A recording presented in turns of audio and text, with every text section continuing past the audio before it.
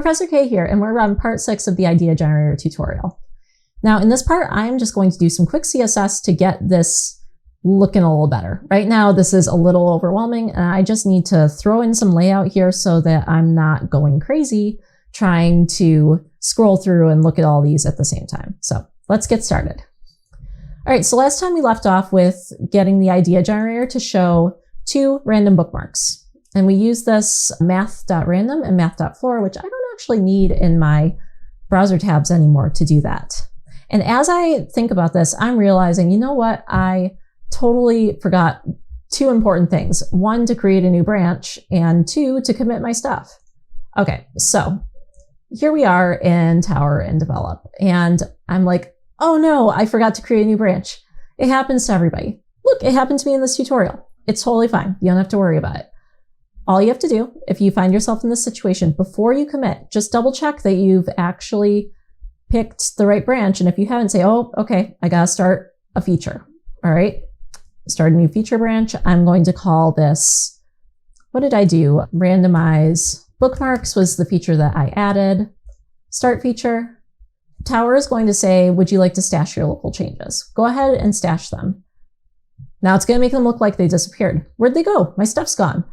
That's totally fine. Don't worry about it. All you have to do is apply stash. So that will be here, this button to the left here, apply stash, and you just want the one that just was saved. So first one in the list. And look at that. Now our scripts are back. So let's just commit this, randomize bookmarks. And remember that in a realistic development situation where you're not teaching people as you're developing and doing things in tiny parts, you're probably going to have more commits than just 1 per branch. But in this case, this is perfectly fine. We're going to finish the feature. And now I am going to do the right thing and start a branch right now. And I'm going to start this feature and call it styles. Real simple. In fact, we'll just call it basic styles. So we've done HTML, we've done JavaScript, but we haven't done Sass. Let's do some Sass. I'm not actually going to do much with Sass here. One thing I am going to do is clean up these styles a little bit. The student site boilerplate comes with some extra stuff that I don't really need here right now. So first thing I'm going to do is I'm going to break this by deleting the layout and typography partials in this. And it's going to complain. It's not going to compile. The reason why is because in Sass, when you remove a partial, but you don't remove it from the main styles.scss, partials always come with an underscore underneath them. Right in the front, it just says, hey, I'm a piece of CSS instead of the whole entire style sheet. Well, if you call them here and they don't exist, it's going to error. So we're going to take these out. And I'm pretty happy with most of these other ones. I'm going to take out the color variables.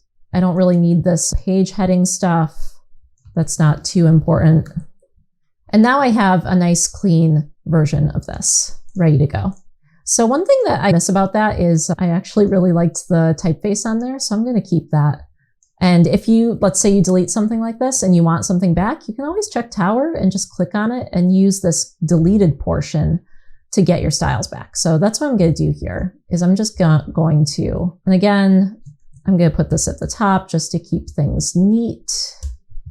I will just grab some of these nice styles that we had here. Okay. Remove that extra line break there, and we're closer to where we were before. Okay, perfect.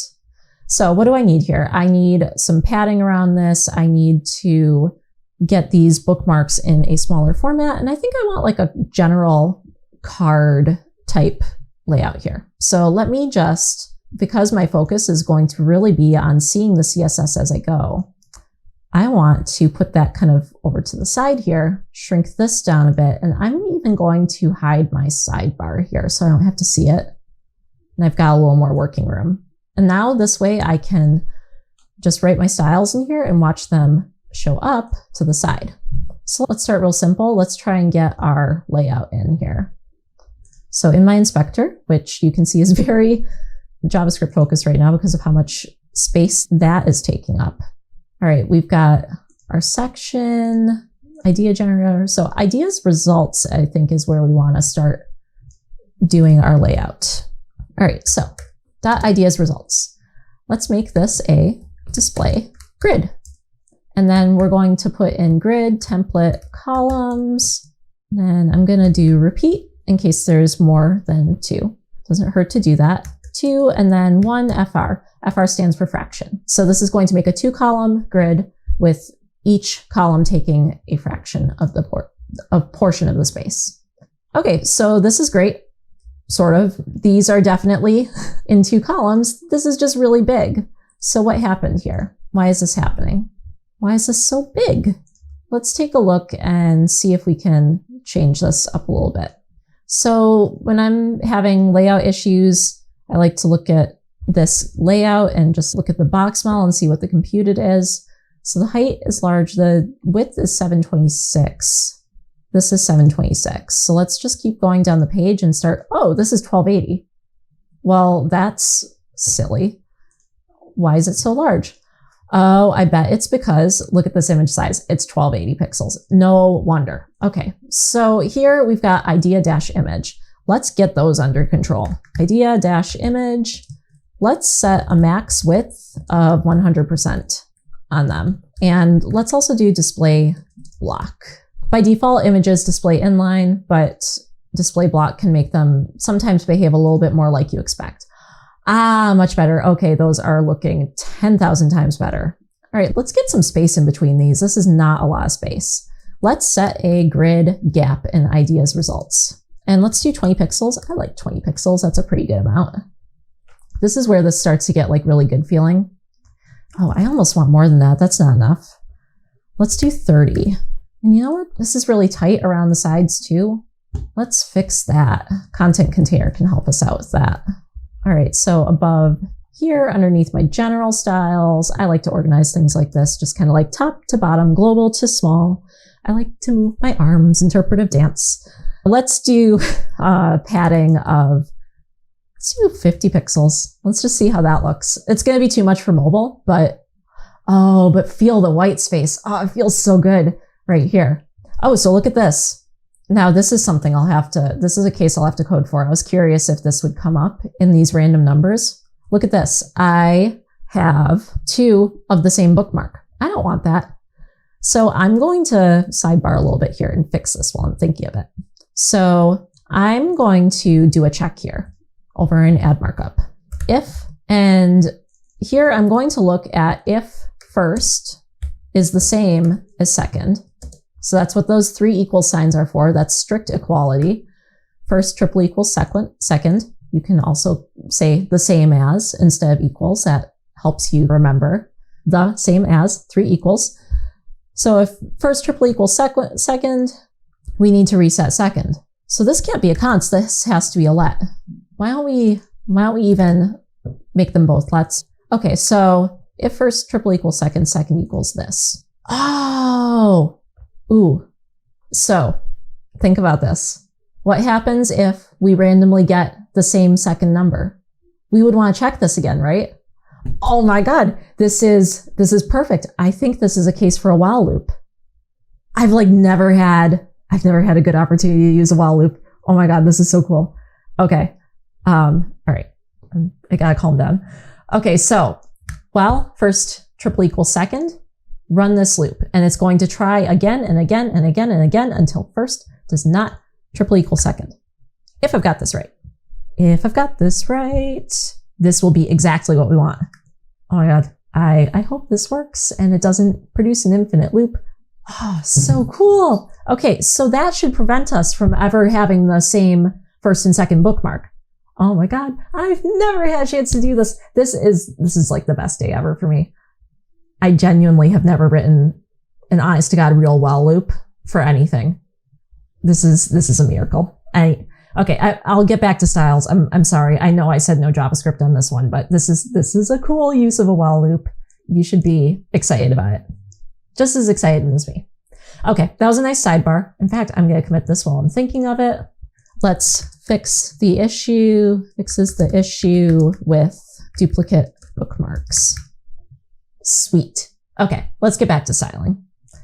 I accidentally compared changes there. Whoops. All right, so this is looking pretty good so far. I said I wanted a card style for each of my ideas, right?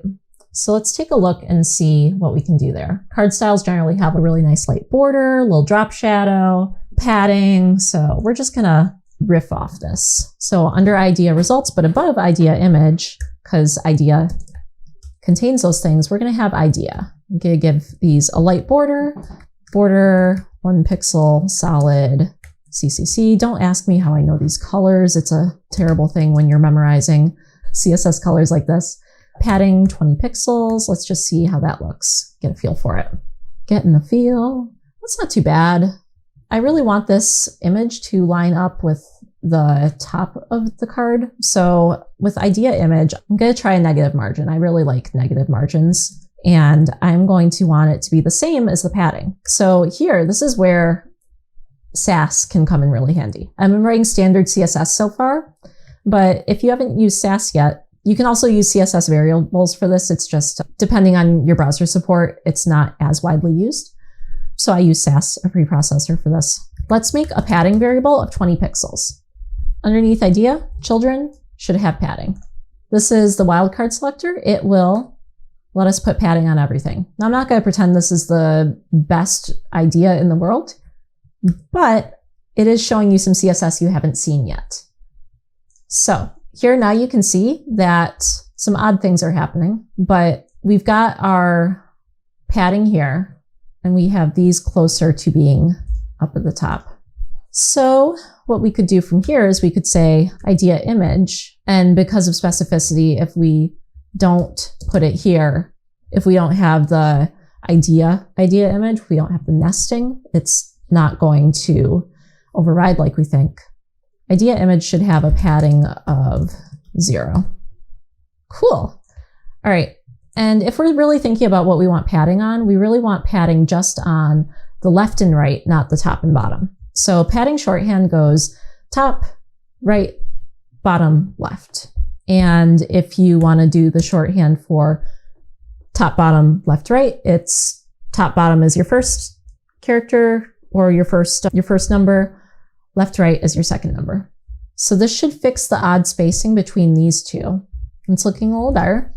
Let's do a margin dash bottom of padding here. I'm like almost certain that there's a better way to do this. I really am, but I'm not coming up with it now. Then what are these? Let's style these as buttons. Okay, so this is idea dash learn more. And we're just going to do display block. That's going to take care of that odd, like janky left and right bit here. Display block. Cool. Let's give this a simple background. So background blue, color white, just so we can see it a little bit better. Well, that didn't work. I wonder if it doesn't like the shorthand properties. It might not. Well, I could just design it in the browser and bring it over. Why don't I do that? All right, so do you learn more? Background, color, FFF. Okay, so what's cool about Firefox is that you can use this to rough out your colors, grab them, but it also has this accessibility thing here on the colors. So it will tell you if you're meeting AA, AAA standards. Look at this, we're meeting AAA standards. Excellent. We're overachievers over here. And now this should compile again. There we go. Let's see about a display inline block. Let's do like border radius, and then maybe like 5 pixels. Let's take out the text decoration. So instead of underline, we're going to do none. And then this is interesting. It's not, oh, it's because it's padding and not margin. Well, let's fix that. That's silly. So let's change this to spacing. That's a little bit better variable name here. So let's do spacing. And I'm using Command D to multi-select in VS Code here. And if that doesn't seem familiar to anybody else using VS Code, it might be because I have that customized. I actually can't remember. I come from Sublime Text, and it's a lot easier for me to work with it that way. Okay, so let's try margin and then margin over here and see if that's more like what I was thinking. Much better. Okay. So our idea learn more. Let's put a margin bottom on that margin, or excuse me, spacing. And then let's put in a padding. And since this is text-based, I'm going to just start with 1M just to see what it looks like. Okay, that's a little much. Let's do 0.5em top and bottom, 1em left and right. That's feeling pretty decent. Let's do in here margin left and margin right so that we're not messing with the natural margins of things. Because right now I'm noticing that spacing in between those is just like real tight. And I think it's because we're messing with the natural margins. Oh, much better. So much better. Okay. And it would be real nice if all the content aligned on the inside a little bit nicer. But you know what? Before we even get to that, let's do some responsive work here. So on mobile, this grid is like not a good idea. Let's use I put in some variables here just to start you out with. Let's use, I don't know what we think this is. Is this tablet vertical? We're pretty close. 693. Maybe large phone would be the best place to start this. Okay, let's head over to our grid and then media screen and min dash width, large phone. So you might be noticing that I'm not quite doing this mobile first because I grew up in the ancient days of desktop where nobody cared about mobile design.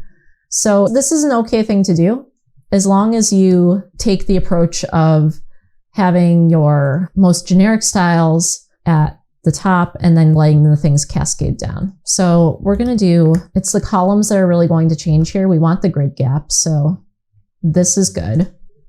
And when we go up to, this is like a little, large phone is a little too small for this. But small tablet is probably, it's like Goldilocks. It's probably not quite right either. Tablet vertical, excuse me. Tablet dash vertical. All right, so let's see what this looks like. I guess it's okay. But I don't know, I really want something in between here. It's okay to use your own, like 600 pixels. It's fine to put in just like a normal number here too. If you're like Goldilocks and you want to just get it just right. Okay, so that's feeling good. That's, I think, about the minimum that I would go. It's maybe even a little tighter than I would go. Let's do like 650. Give it a little bit more breathing room. Yeah. All right, and then at our taller size, the big size, these are way too big. So I want to set a max width on content container to help with this. I want the whole thing to have a max width. That will help with that issue. So let's do a max dash width, all kinds of 1200 pixels. That seems good. Max width of desktop. And then we also want a margin 0 auto to center it. And that should put us in a pretty good place. Just eyeballing it. Oh, okay, that looks nice. That feels good. All right, let's style this generate ideas button and get out of here. All right, so here's our ideas button. Now, wouldn't it be nice if our ideas button looked like our ideas learn more? That'd be nice, right? We're gonna make that happen. We're just gonna put the same selector in the CSS and be done with it. Look at that. We're like 90% of the way there. So ideas button needs a little bit more. You can tell because there's like a little, just a tiniest border around it. So with ideas button, let's do border none. And let's do a margin top of spacing. All right, not bad. So this doesn't do anything yet, but that's okay. We'll get there. We have our two ideas here. This is not looking too shabby. You know, it could use some polish. It's not perfect, but it's 95% functional. So I think this is a great place to stop. So up next, we are going to try and connect the action of going and getting the random bookmarks to the generate ideas button. And then we're going to get to the fun stuff in class. So I will see you in just a moment.